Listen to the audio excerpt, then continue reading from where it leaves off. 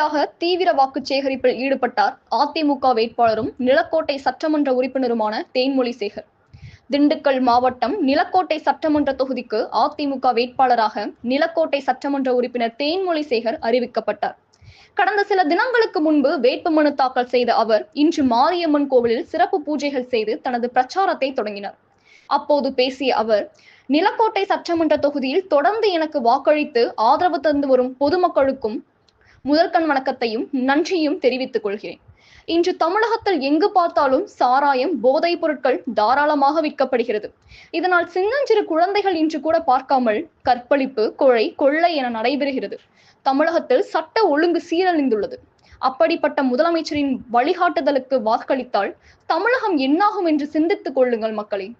தமிழகம் முழுவதும் இருக்கக்கூடிய அத்தனை குடும்பத்தார்களுக்கும் அதிமுக ஆட்சியில் அமைந்தவுடன் முதல் கையெழுத்து எடப்பாடி பழனிசாமி 10,000 ரூபாய் இல்லந்தோறும் வழங்குவதற்கு தேர்தல் வாக்குறுதி அளித்துள்ளார். அது மட்டுமல்ல, வீட்டிற்கு 3 இலவச கேஸ் சிலிண்டர், பெண்களுக்கு மாதந்தோறும் ஊக்கத்தொகையாக 2,000 ரூபாய் வழங்கப்படும் எனவும் தெரிவித்தார்.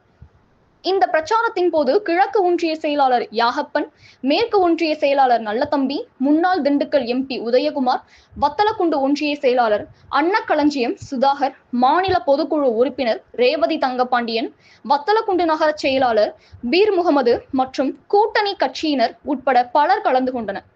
விரைவு செய்திகளை உடனுக்குடன் தெரிந்து கொள்ள நமது கனவு தமிழகம் செய்தி சேனலை பாருங்கள். நன்றி.